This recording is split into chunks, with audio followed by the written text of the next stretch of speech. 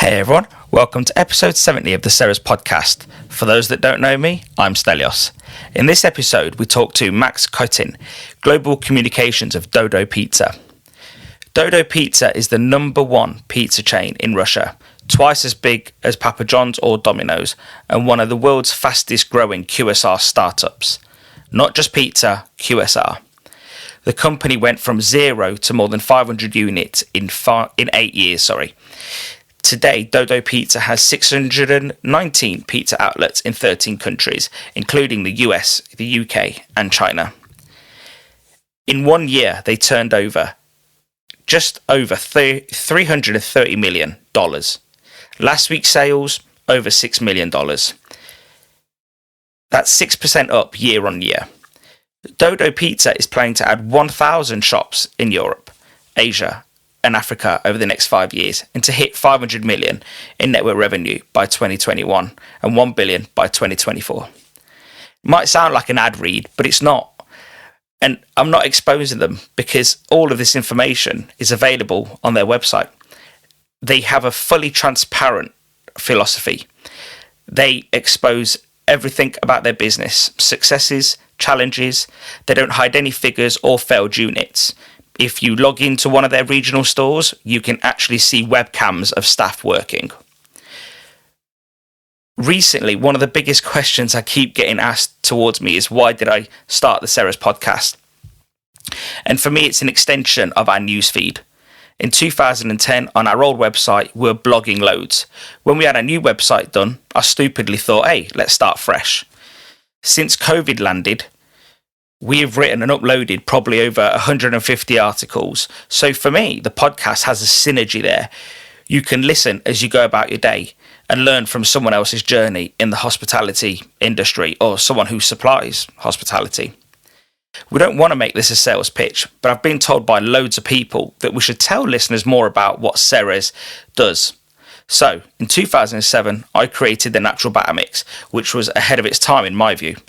The Natural Batter Mix has no artificial flavourings, no artificial colourings, and we've tried to push this ethos out to the whole range. Alongside our Natural Batter Mix today, we also have our Yorkshire Batter Mix, Natural Gold Batter Mix, Gluten-Free Batter Mix, Curry Sauce, Gravy Mix, Fish Cake Mix, and last but not least, our Musher Pea Seasoning. If anybody wants to know anything else about our solutions and what we do and how we can help, just message us on Facebook or on our website. Now, on to episode 70 with Max.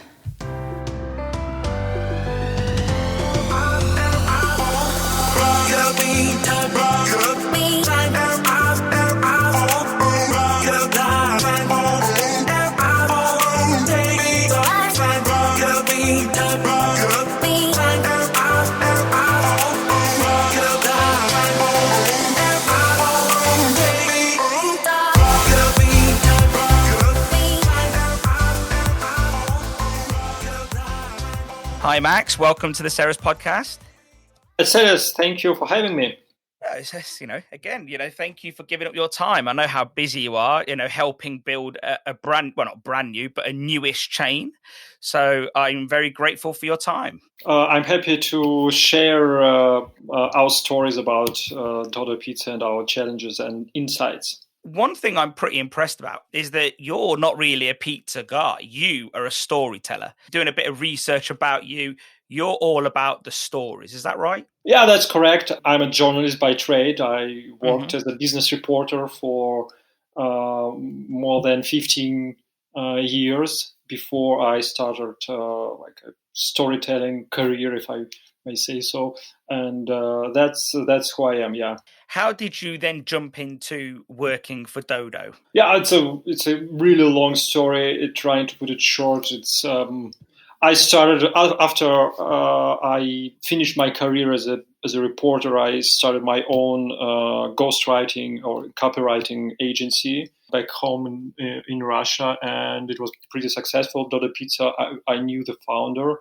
Dodo Pizza was one of the companies we were working with, and at some point, it happens that one of your clients, this business grows and grows and grows, and at one point it just made sense to I was asked would you like to join us full time and lead the communications for us? And I said yes. For those that don't know about Dodo Pizza, tell us a little bit about the founding, how it all came about. Yeah, Dodo Pizza is a digital first pizza franchise. It was founded in 2011, and now we operate more than 600 units in 13 countries. So we dare to say that we are one of the fastest growing QSR brands, not only pizza brands, but QSR brands in the world, in Europe for sure. Yeah, it's a true entrepreneurial story.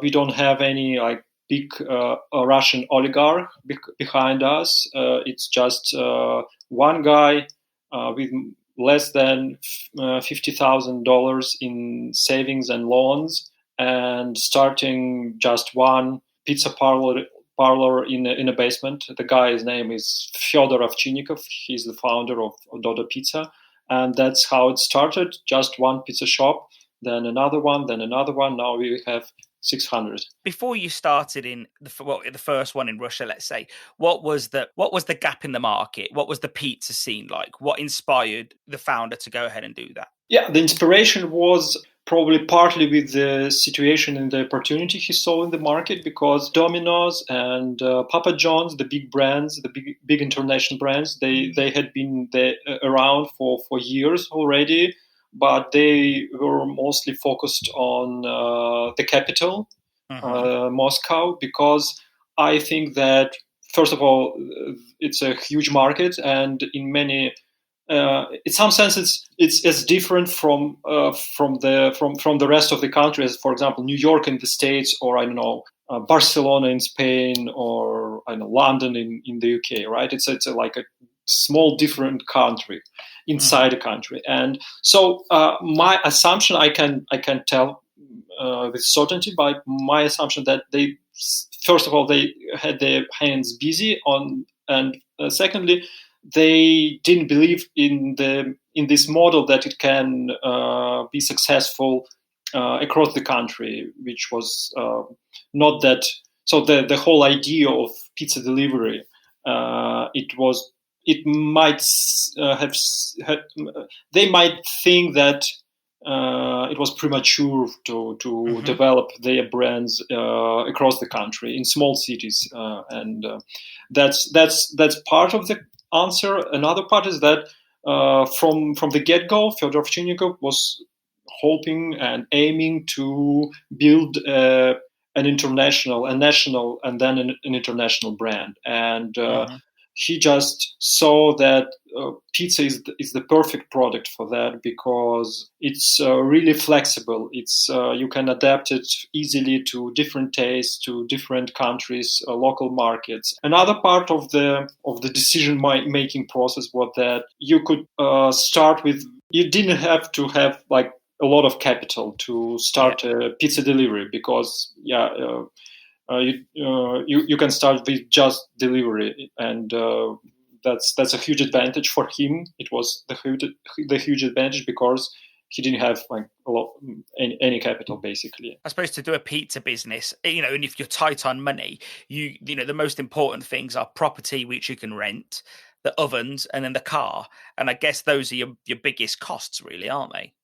Yeah, right now to open the Dodo Pizza, to build a Dodo Pizza, it will cost you around like, I don't know, $2,100. But back then he managed to launch his first pizza delivery with less than 50,000. And how long was it before he went from one site to two sites? A year. Oh, okay. So it was always in mind. It was always in mind to quickly grow this business. Oh yeah.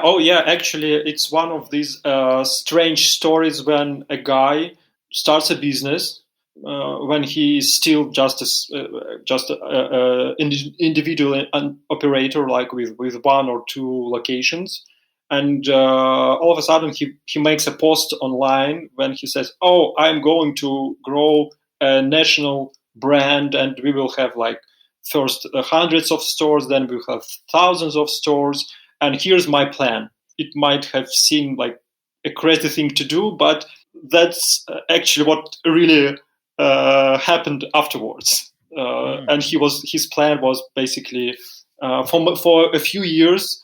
The growth was going exactly according to his plan. And now we are lagging a bit behind, but still the plan was like very aggressive. In the early days, let's say, or even when you were just Russian only, let's say, what were the sort of the biggest challenges in getting pizza right into all these outside of the city areas? Was there any difficulties, any challenges that needed to be overcome, or not really? The greatest challenges was in building the structure and the company to fulfill the great demand we were seeing from day one. I think that the big brands, the international companies that were already in Russia, they overlooked this opportunity to grow across the country. Totally. They thought probably that this market wasn't ready for that, but it was. And we basically, Dodo Pizza was growing in Russia the same way as, for example, I don't know, Walmart was growing in its early days.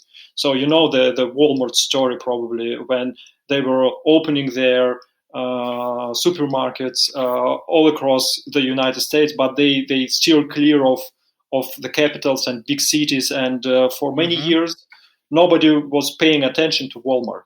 And then all of a sudden, it was like the biggest retailer in the US. And it just exactly what happened in Russia. All of a sudden, in 2016, we became the biggest pizza brand in Russia. And we are even bigger than Domino's and Papa John's in Russia combined. Wow. So the gap between Dodo Pizzas and our closest competitor is like huge, and it will be very hard for them to bridge this gap. Tell me a little bit about the Russian consumer. Do they prefer domestic brands or do they prefer international brands? Was it hard to get them to see the quality offering that you were giving, or was it actually quite simple? I would say that it was quite simple because basically in many countries where we were launching, there were no decent options for delivery. Most of the restaurants only focused on dine-in, and even if they had delivery options, it was like not the core of their offering, and sometimes you would have to wait like 2 hours for the delivery, and sometimes the quality wasn't that great. On the product would arrive warm at best or even cold, and so the experience was very bad. And when we offered fast, reliable delivery of quality pizza, it was like booming. How long was it after that before you then, not you, but the team said, right, we're going to different countries? It was like that we made this decision that early as we started actually growing internationally. But we are a company built by entrepreneurs, and that's very important. This entrepreneurial spirit is very important. We are not a corporate. We are a franchise business, and we connect. And we are a community of entrepreneurs that are connected on this platform of ours. And so basically, in 2014, our first international franchisee appeared on our radar, and it was Sergio Balakan from Romania. And he approached Fyodor, the founder, and saying that, I've read about your brand. I've read about your story. It's so inspiring. I want to launch Dodo Pizza in my country, in Romania. He didn't have lots of resources, but he was Fyodor thought that he was like a true entrepreneur, that they were like-minded. So they decided to partner. That's how our first international units were launched in Romania. And then the next stories were like this. So it's not like we were, we want to launch in the UK or in China or, I don't know, Estonia. And we start thinking about how do we do that? Do we go to some franchise shows and try to find potential franchisees or anything like that? No, we were approached by passionate entrepreneurs who somehow learned about our story. In the beginning, it was only from the Russian community, because Russians, they are everywhere, right? All over the world. And so they were passionate about the brand, about what we have to offer. and when the everything was like right, and we shared values and approaches and everything, so we would launch a new country with these entrepreneurs.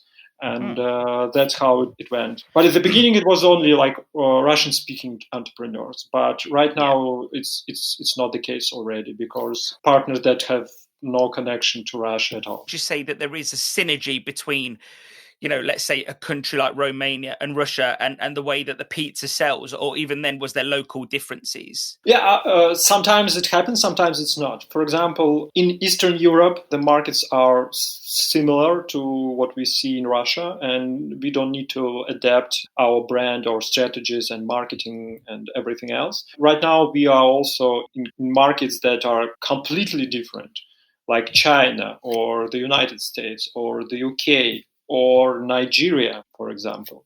This year we are launching in Germany. It's a different market entirely. And so we have to be flexible. And that's the beauty of our brand, that are big enough already, but we try to keep ourselves adaptable and fast and lean and hungry, if I'm use that word. So that's what we try to do. We think that you have to be like very, very flexible in what you are doing if you want to survive in this century. One of the most interesting things that anyone in business that, if they're looking at a franchise and they want to buy into the pizza franchise, one thing you'll see about many franchises is that they're very, very private, and everything they tell you is probably a sales pitch. And then you need to buy one in order to find out all the truth. You guys don't do none of that. You have a system that you use, and it's called radical transparency. Tell us a little bit about the radical transparency. Yeah, it's one of the key features of our brand, and not only the brand, but the way how we think about the world, about the business, about partnerships. Radical transparency is a buzzword that some companies use just to get some attention, maybe some PR opportunities or something like that. But for us, it's essential thing. It's what we believe in. It manifests in many ways. For example, one of the most mind-blowing for people is that we keep all our books open. Basically, you can learn weekly sales, monthly sales, annual sales of any of our units. And we stream it online on our corporate website. And basically, the data comes from our internal IT system, and we use APIs to stream it online. And that's one of the things we do. But it's there are many more examples of this approach. For example, we have webcams or in our kitchens, installed in our kitchen, so every customer can just log on to the website and see the stream and see how their pizza is made. There are lots of other ways. We try to maintain open communications with our partners. So to be open and transparent to them. For example, supply chain is a big issue in our business in the franchising industry, because sometimes franchise brands, they take their cut from the supply chain, and basically it serves as a hidden royalties. And we don't do that, because we want to be very transparent. And we also think that it creates a conflict of interest. Because as a brand, you should be interested in making your franchisee partners very successful and very profitable, right? But if you take the cut from the supply chain, then you are interested in making it as expensive as it can be, right? So there is one other example. So we keep our supply chain very transparent for our partners. There are also many other things I can talk about, but I am afraid we don't have that much time. Where did the initial concept of transparency come? Was it roadblocks you were hitting, or was it just gradually you just started giving more information? How did it start? Well, it's a funny story, because it's actually so this whole radical transparency thing happened to further even before the Dodo Pizza brand was created. Back in 2006, Fyodor launched his previous company, which was like a bookshop basically, and he was a young marketing professional, and he had even more money, even less money than he had when he was launching Dodo Pizza. So he basically borrowed, so went to bank for a loan, a very small loan, and he spent all his money on bookshelves and the rent, and he had nothing less. And the location he could afford was only, so the area was only on the sixth floor of a trade center, and so a rare customer would venture that high up in this trade center. So it's a deserted floor. Nobody was there basically, and he didn't have any money left for marketing. And he was thinking, okay, how would I advertise this store, my bookstore that was hard to find, impossible to find. I don't have any money and left for, I don't know, radio jingles or whatever, right? And so he decided, I will launch a blog on the web, a business blog about and turn it into a reality show about how I'm building this book business. And since the business audience is a big subset of book buyers and book readers, right? So they will naturally be learning about my business, about my company, about a place where they can buy books. And so he started just that, and it was back then when business blogs was a thing, 2006 in Russia, and I believe all over the world as well. And so it worked like a charm. And I was a reporter in a big magazine in Moscow, and on my radar because of that. And though usually I was covering like companies with hundreds of units, or like, I don't know, very successful entrepreneurs. It was just small business venture, right? But since he was doing this blog thing, I was very interested. I actually wrote a piece about him in the magazine, and that's how we met, actually. Yeah. So in the beginning, it was born as a trick, as a trick as a marketing trick, right? And born out of the necessity to do something, and because there was no money left for marketing. Over the years, it grew on him, and it became. There were so many good things that came out of this that basically it became his second nature.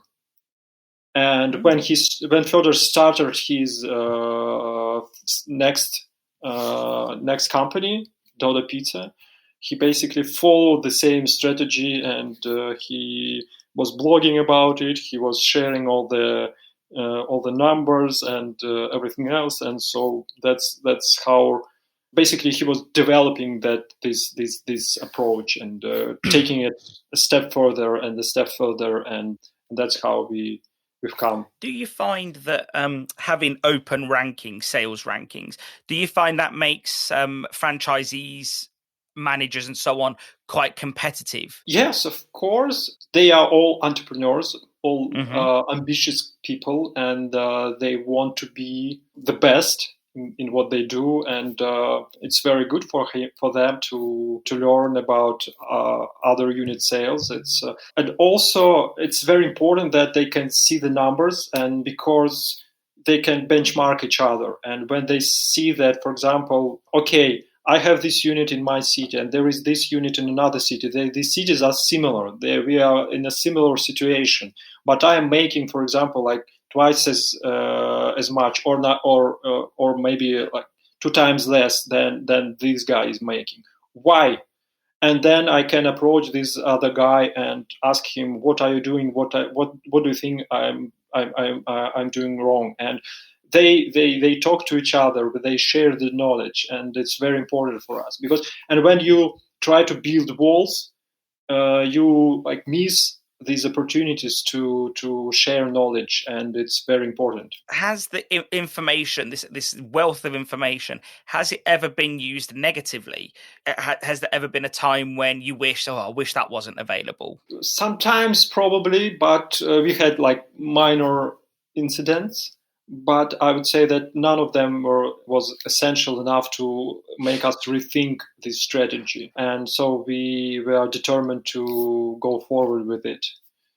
And many people overestimate the problems it can cause. For example, people say like your competitors will know that they will launch their unit somewhere close to you, or I don't know.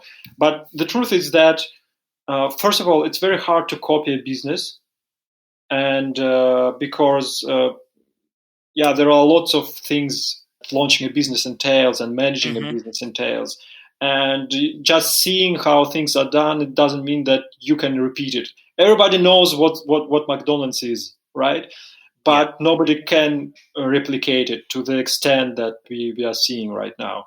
And so it's very hard to copy anything. Also, if you are copying, you will be one step behind always. Also, you can learn the sales of any retail unit if you want. Actually, it's not that big a mystery. You know probably as a food service professional yourself that you just count tickets and the bills, and you will see. You know this method, right? Mm-hmm. Or should I explain it to the audience? I don't know. Well, you can do, but you're right. There is ways to sort of look at this, and anyone experienced in the food business will have multiple methods of trying to find out what sort of turnover somebody else makes. Yeah, I tell you more than, for example, we know for sure that I wouldn't say the name of this company, but there is one very competitive and very well-established pizza brand in the UK. You all know brand probably, and we know as a fact that this brand urges its general managers and its franchisee partners. Every Friday they have to go out across the neighborhood and place orders in all the pizza shops around them, count their tickets, and so basically evaluate their sales. They do it regularly. But we see that the opportunities of this transparency, they outbalance the risks like tenfold. If I was a prospective franchisee, how much would it cost me to get a franchise of Dodo Pizza? Well, it depends on the market and on the opportunity, because there is a different level of what we can offer in different markets. For example, in Russia, it's like the most developed pizza brand. Our supply chain is as good as like McDonald's or of KFC and other big brands. And we think that it's much better than other pizza companies in Russia because we have units all across the country. And so we have like the training center, we have national marketing, we have advertising on television, and so on and so on. So I can't say you the exact number, but I will say that it's very competitive if you compare it with within global pizza companies. And also we try to keep it very fair, so there wouldn't be like unexpected hidden costs, like because, for example, if you buy a franchise and they say, okay, this is our royalties, this is our upfront fee, and that's it. This is our like marketing contributions that you have to make, and that's it. Usually it's not that's it. Usually you pay, for example, for like lots of many other small things, and you may pay for the supply chain, which is much more expensive than it could have been. But we try to be very transparent, and because we are here for the long run, and so we want our partners to be very successful and very profitable, because it means if they are profitable, they are launching new shops, and if they are launching new shops, we will get more royalties and so on and so on. And so we are not in this business to like grow a chain and have like more and more units and at some point just sell out. No, we are in this business to build a company for like that can last forever. So we want our partners to be profitable. So as there are no hidden fees, everything is very transparent in what you get. And also our system, our internal proprietary IT system that runs everything in our business, is entirely free for our franchisees. So you don't have to pay extra for, like, I don't know. There's a setup fee and then a monthly fee, I take it. Yeah. Okay. There can be additional fees, but we are very transparent in it from the beginning. Well, for example, we have a call center in Russia. For example, all the calls, they are redirected to just one phone number, and we process all the calls, and the call costs, and one call costs something to our franchisees, but this also the P&L of the call center, it's a different company, is also transparent to our partners. They see how much we make money, how much we invest in developing this call center, and so we keep it very, very transparent and lean. So we are not profiting. It's not our desire to profit. It just So I take it you take all the calls from all the franchisees' customers, so that you can see what the complaints are and or at least what the complaints or compliments are. Is that why? Yeah. That's what that was one of the things from the beginning. That was the idea that basically these new technologies, because the pizza brands that were established in the 60s or in the 70s or even in the 80s, it would be hard for them to. There was no way to relay the info from a call center to the kitchen efficiently, right? And now we have the internet, and so basically your operator can be in any city and take a call, and then the data of the order will appear on a tablet installed in the kitchen in another city. And so this is what the IT makes possible.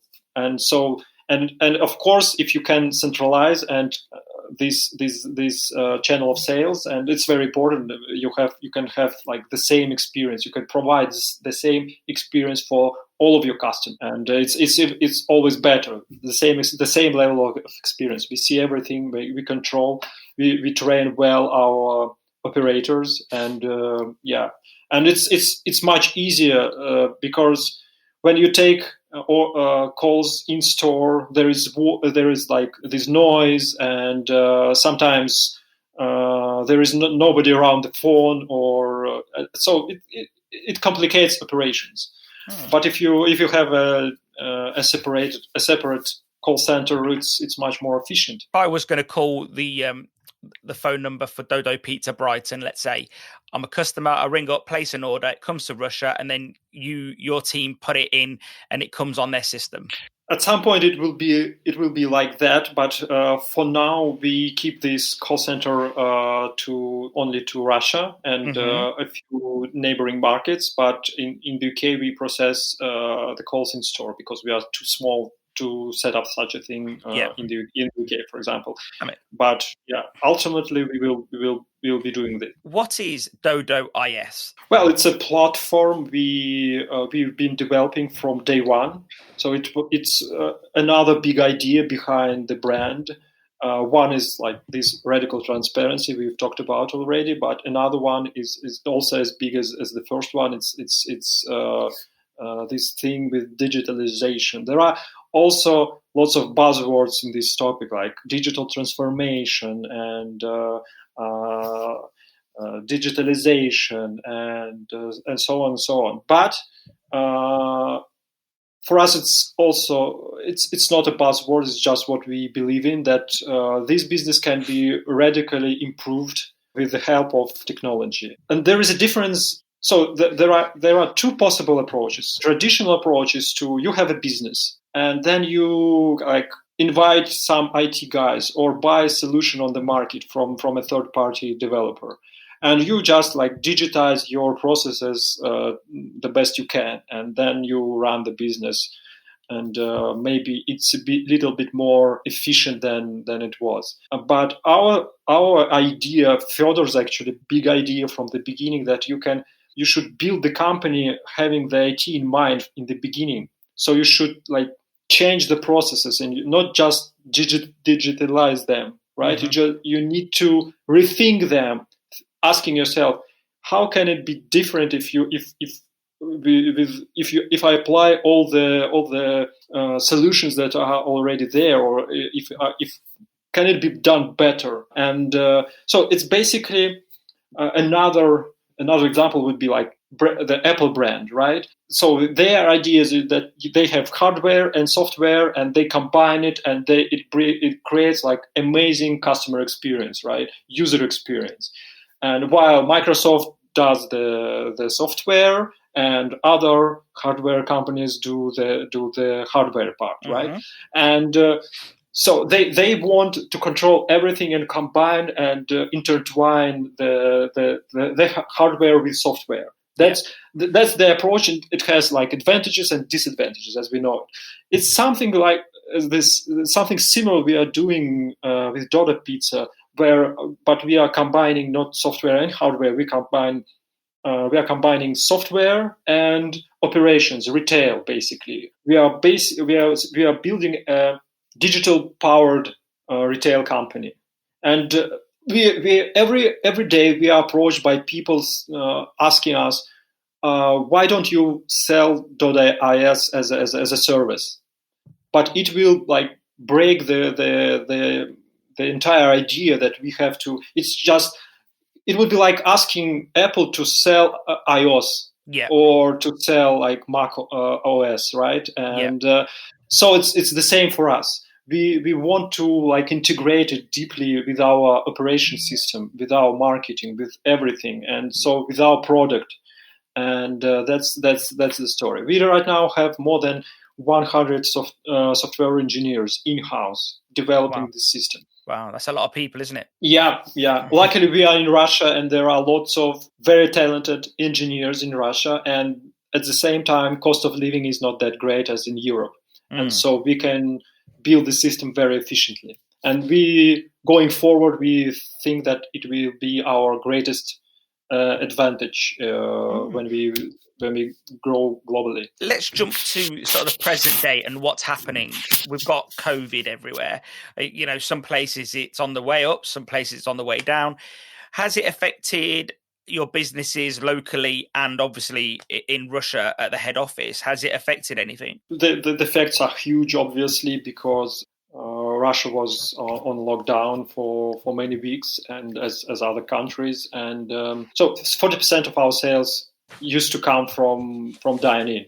If you compare, like, for example, Domino's with Dodo Pizza, Dodo Pizza has much more developed dining areas. We have lots of products for the solo diner, we grab and go, and the hot and ready products. And basically our pizzeries, they're full-scale cafes where they're cozy, and it's nice to spend time there. We sell lots of coffee and so on and so on. So we were impacted we were hit very hard, but we managed to adapt, make a lot of changes in what we are doing. So basically, long story short, 40% of dine-in sales lost, but we managed to grow delivery 20%. So basically 20% down compared with our like financial plan before the crisis.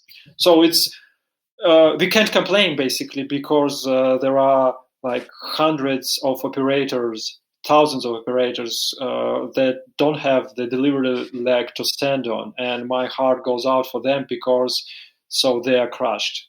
And so in many countries, in some countries, there are lots of options from the governments to find support for your business. In some countries, developing countries, the support is not that great, and so it can be very challenging. So we can't complain. We are doing fine. I wish this Corona crisis would have never happened, of course. But compared to others, we are okay. You've now the last couple of years you've been in the UK. The UK is a very competitive pizza market. You've got Domino's, you've still got Papa John's, you've got lots of smaller chains as well, and lots of independents. I think many kebab shops in the UK would also do pizza. So I guess it's a saturated market. And you've got, I think, is it 5 stores now in the UK? Is that right? 4. 4. And 2 of them are actually half an hour away from me, so I'm going to be trying them soon. So tell us what the introduction to the UK has been like. The story started as lots of our stories start, basically with one Russian-born entrepreneur living in the UK asking us if we would want a partnership with him and to launch Dodo Pizza in the UK. He was very passionate about it, and that's how we started our business in the UK with him. And I can't say it was a resounding success. It was not. And so then we also launched a few units a year ago. And so basically another milestone for us was like probably 2019 when we decided to focus on the UK. We decided that the time has come for us to start aggressively expanding and growing in the UK. So we basically chose 2 markets for our future growth, and China and the UK. Mm-hmm. We are growing in other countries as well across Europe, but it's a more like it's scheduled. I would say that. So basically, it's happening. It has its pace, its teams, but each of these markets, they are okay. They have some capacity for like a dozen of units or maybe 2 dozens. But China is huge. It's a huge opportunity, a huge bet, a very risky venture for us. Mm-hmm. But we want to make this bet and to try our chances there. And the same is with the UK. We decided this is the best market for us to try ourselves because it's the largest market in Europe.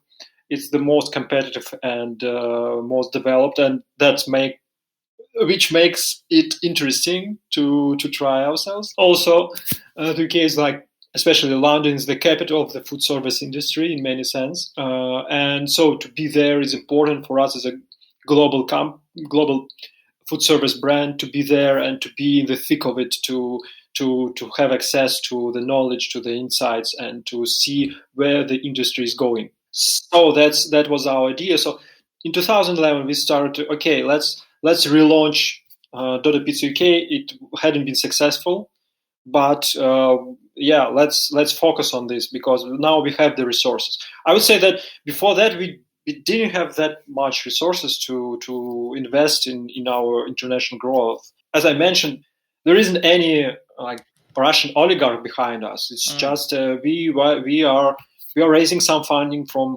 private investors. We are a very lean company. We have like more than $300 million in system sales, but still we are a startup in many senses.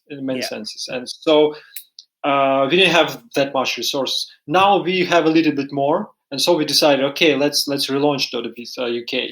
So for the last year, we've been working very hard on our Brighton store, on our stores in Coventry and Walsall. And we've managed to boost sales significantly. Stores are mostly profitable right now, but still we can't say that the success is like you will be floored to see these P&Ls. Yeah. And so they're doing fine. They're doing like okay. Still, it's not a success that we want to achieve. What do you put that down to? Do you think it's just a lack of people knowing about Dodo Pizza, or is it because there's lots of other options, or have you just not put your finger on it yet? All of that probably because first of all, our product we couldn't find our point of difference. So we were trying to compete with the same product as Domino's and Papa John's have. So it's the American style pizza for delivery, and it's very hard to compete when you like basically the same but less known, right? Yeah. And you have like the less power in terms of the supply chain, in terms of advertising, in terms of everything, right? So this year we are launching our first company-owned store in Leamington Spa. Mm-hmm. And the idea is that at some point, so this is happening as we speak right now, because basically a month ago we decided, let's try something different, something really new. And what we are doing, we are pivoting, and we are building a pizza concept around a new type of pizza. Mm-hmm. It's the same thing that was developed that we have developed for our China branch, and it's basically a Roman style pizza, which is par baked or double baked. It has lots of advantages operationally for us, and from the customer perspective, it has probably two main advantages. First, it's light. It's very light. It's much lighter than the traditional pizza. So we hope it will be very appealing to a new audience, that to the people who want to eat healthy but don't just want to treat themselves with pizza, but still they want a healthier option with pizza, and also speed. So because it's par baked crust, and it allows us to bake it very, very, very fast, so just 4 minutes for everything. So we aim to deliver it in 15-20 minutes. So, and basically our idea right now, we see this opportunity in the UK market, that there are lots of fast casual, not lots of, maybe some fast casual pizza brands in the market already, but all of them are mostly focused on dine-in. They do delivery, but mostly they do delivery through aggregators. The experience sometimes is controversial, because they are not. First of all, it's not their focus. Secondly, they aren't doing this themselves, so they don't control the last mile. So right, and so sometimes it's too late, sometimes it's cold, sometimes it's messed, and so on and so on. Sometimes it's just the recipe isn't built to be delivered, right? And so they just deliver it because customers order it, but they build it, they created it for dining. And so our ambition here right now is to offer a new pizza concept built around fast casual, lighter, more trendy pizza, offered mostly for delivery and takeaway, and digital first. We have like an app, and you order online on the app very easily and very fast, and it's delivered not in 30 minutes but in 15 or 20 minutes.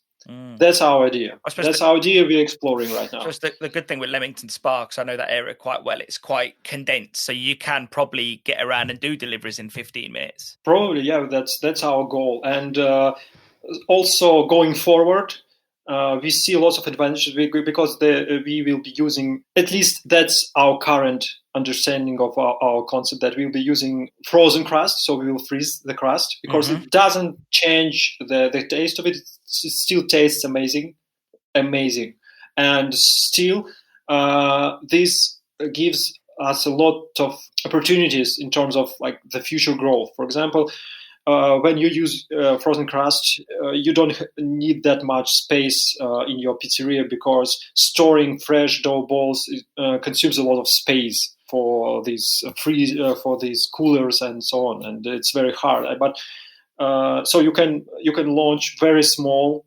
pizzerias close to like subways, stations, or any area with like high footfall. And so it will be very efficient, but because the dough, the crust will be produced in a commissary, then delivered to the unit, it will be very small. Yeah. But still, it will provide customers with super fast deliveries, super fast, smooth, digital first takeaway experience, and the pizza will be great.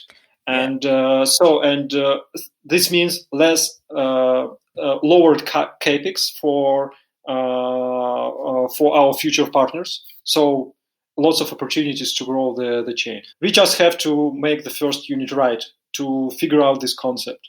That's what we are working on right now. So looking at your business model in Russia, which is obviously slightly different and more not slightly, more established, you don't use aggregators over there. You don't use Deliveroo, Just Eat, Uber Eats. But in the UK, you do at the moment. What's the difference, and do you see yourself not using aggregators at some point? Yeah, we actually, our current view that we won't be launching with aggregators in the UK with our company own store.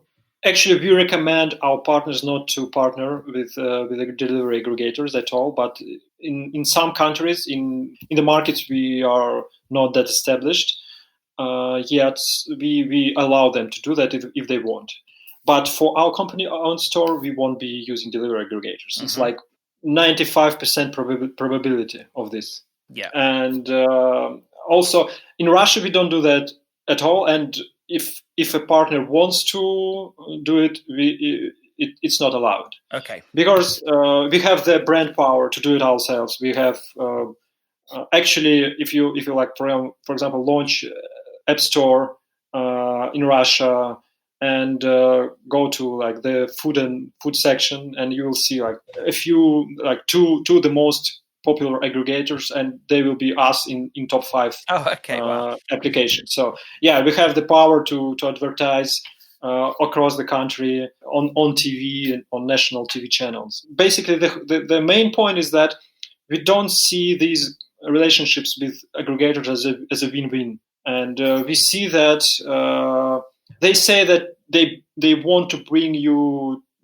new customers, but what they're doing is basically they are stealing your customer and then reselling them for you. Because, for example, what the first thing, as soon as you sign up, sometimes in many markets, if you don't sign up even, the first thing they do, for example, we work with them, then our customers types in Dodo Pizza on Google, and then they see their advertising. They have lots of venture money to burn, and they basically like buy out entire Google for our search query, right? Dodo Pizza. And then, so it's first them as they advertise it. Then somebody clicks on this link, thinking about they are going to Dodo Pizza. Mm-hmm. Actually, they are landing on their page, and then they are reselling our own customers to us, and then they take 30% of it. It doesn't make any sense. Doesn't make any sense for us to be involved in this, and they can't like figure out a decent way to something that will be a win-win. Yeah. And so the situation when you pay for a percentage for each customer is ruining the business. It won't be sustainable in the long run. Never, because it can't be. Because the greatest thing. So many people don't understand. I believe involved in the food service industry that. How it works basically, first of all you need new customers, and the price point of new customer, that's one of the biggest thing in our industry. So how much does it cost for you to attract a new customer? And or online, offline, doesn't matter. So basically the cost of acquisition of a new customer. Then you have retention. How many of these new customers that you have attracted stay with you, right, for a long run? And what is like the lifetime value of your customer for a year, for example? How much money it will the customer will spend on your brand? And so basically the idea that you have to attract customer as cheap as it's possible, and then you have to have a retention as high as it's possible to start making money on this customer. Because most of the time when you attract customer, you don't make any profit on it. Mm-hmm. because the competition forces you to attract this customer very aggressively, to invest and to sell, to propose some huge discounts, to make this offer very enticing, or just to pay a lot for advertising, right? So you have to, sometimes you don't make any profit on your new customer. You only make profit on your returning customer. Yeah. But with delivery aggregators, you still will be paying on your returning the percentage from your returning customer. So you won't be making any money there. That's just how it is. We don't see this as a win-win relationship. In your opinion and Dodo's opinion, who owns the customer if you use an aggregator? The aggregator, obviously. And they can choose to move them wherever they want. If you decide to come off the platform, they can say, well, you like pizza? Yeah, well, here's this other pizza. Yeah, of course. And basically, I don't think that delivery aggregators will disappear one day. I think that they will face lots of challenges going forward in the future, because still they are burning venture money right now, and there is lots of struggle around them. For example, governments are coming saying okay, you have to employ these delivery drivers. They're not freelancers. It's being a freelance designer working for big brands. It's one thing. Being a freelance delivery driver, it's an entirely different thing. It's basically you are having a job, but you don't have any social benefits. Yeah. The governments, the states, the cities are going after them already. We see it in the US. We will probably see it in the UK, everywhere. Yes, this is what they call the gig economy workers. Yeah.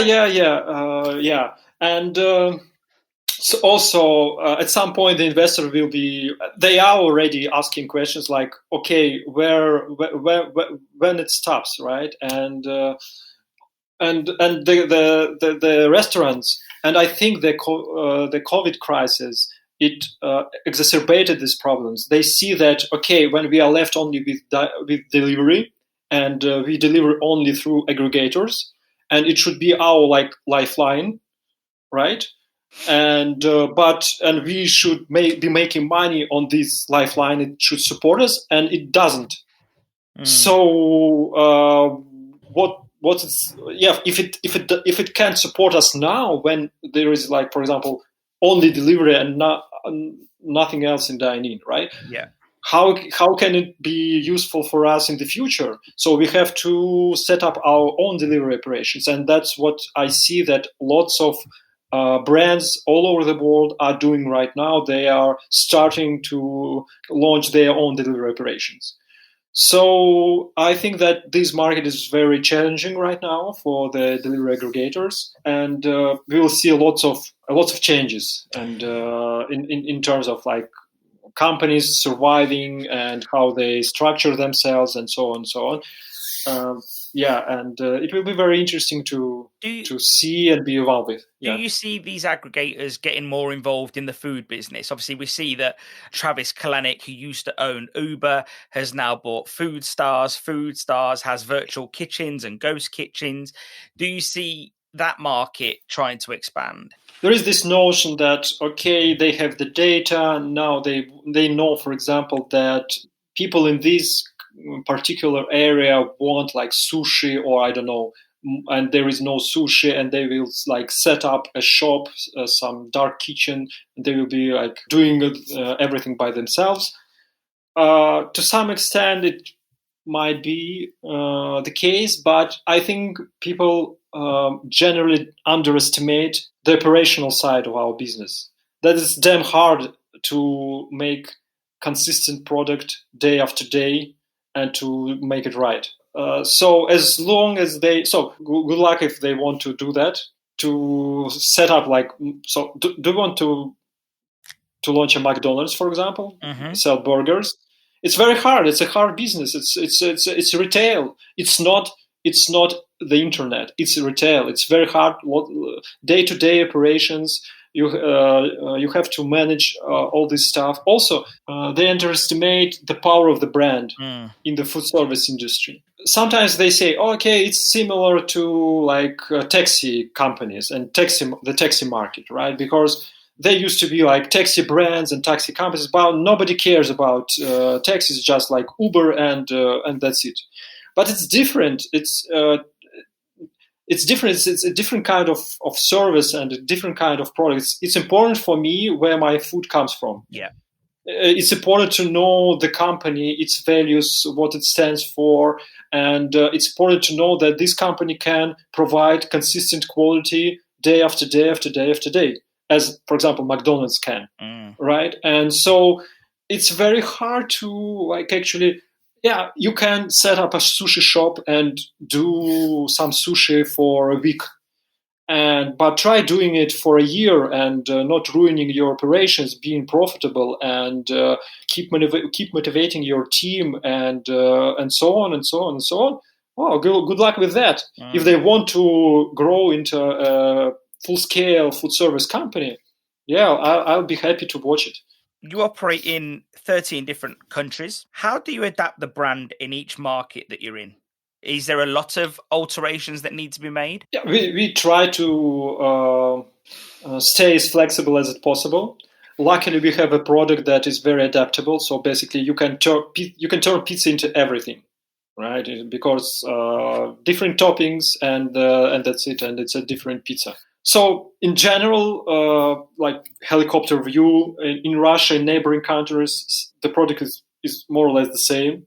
The further you go from Russia, it can be quite different. The greatest the most different product will be in China, as I mentioned, and in the UK, because we simply use like entirely new technology, entirely new concept. We entirely new crust, Roman style, power baked crust, not the traditional American style pizza.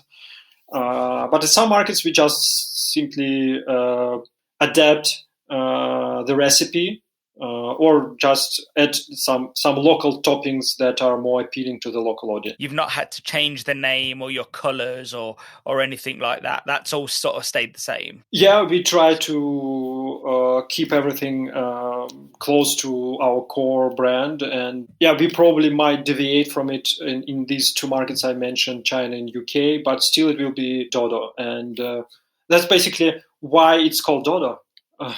Further in the beginning, like having just one pizza shop, when he was thinking about the name, he wanted something that would work in almost any country. And Dodo is one of these rare words that don't need to be translated in many languages. Dodo is Dodo in Russia, and it's in Russian, and Dodo is Dodo in English and in many other languages. So it's a rare thing. And it's unique. It's funny. We are happy with this brand. What would your next goals be? We have so much on our plate.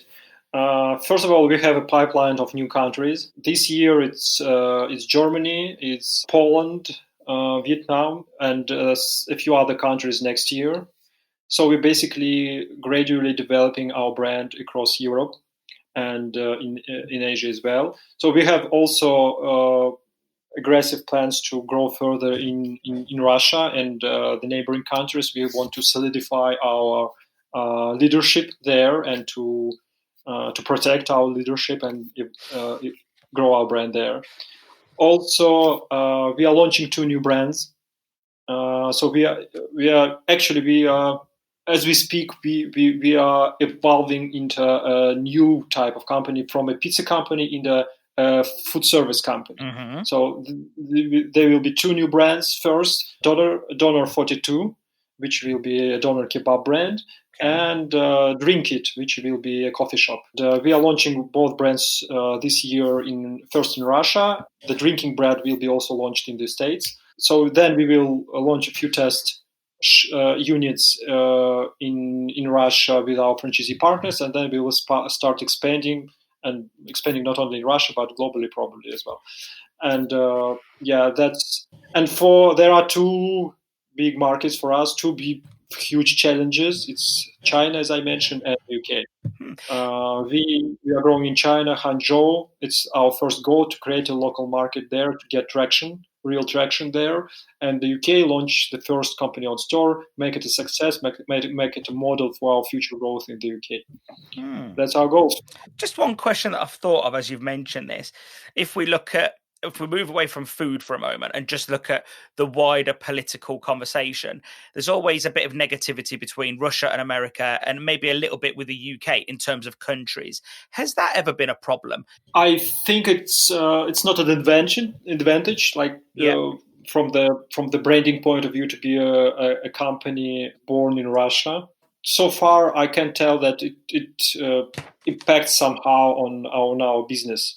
Probably, if you think about the customer side, like, for example, one customer can learn about like that we are basically in the UK, for example, that we are a Russian Russian brand or Russian-born brand, right? Mm-hmm.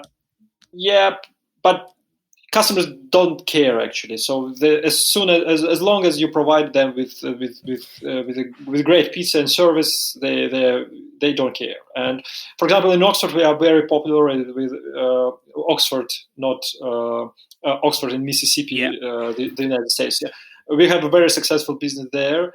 And half of the city knows that we are actually originally from Russia. Nobody cares. So it's like it flies like I don't know. It's like crazy Russians who came to Mississippi and launched a pizzeria. That's something like that. On the business side of things, probably some people won't work with us, or just decided not to work with us because we are from Russia. But we don't know about that because they simply don't appear on our radar. Of course. Yeah, that's and it. I suppose the positive thing is that you have this transparency, so that probably helps. So if anybody does have any issues, the first thing they can do is go to Dodo Pizza Story and learn and read and understand that you are being very transparent. Yeah, and usually it blows people's minds because a radical transparent company is the last thing you would expect from Russia. Right? Yeah. Well, I suppose if we buy into the perceptions, then yes, you're right. We are unique in Russia, so it's not like every other Russian company is radically transparent. No, it's not like that. It's a bizarre experience for many people, even in Russia, and so. But that's our way to overcome this, right? Yeah. So we are so transparent. We don't have any backing from like Russian oligarchs or the government. It's just a company of entrepreneurs. It's a community of entrepreneurs, and that's we are business people. We do business all over the world in many countries, and we just about making good pizza and doing the best we can to provide the best service and the best experience. Well, thank you very much for that. On that note, I think we have come to a natural conclusion, Max. Thanks a lot for having me. Thanks a lot for this opportunity to share our story. Thanks for your time. And, if you're ever in the UK visiting Leamington or Warsaw, I'm literally 20 minutes away from either of those locations. Wow, cool. I will do that. Yeah. And I will invite you to our grand opening in Leamington Spa. Oh, lovely. Yeah. Sounds good.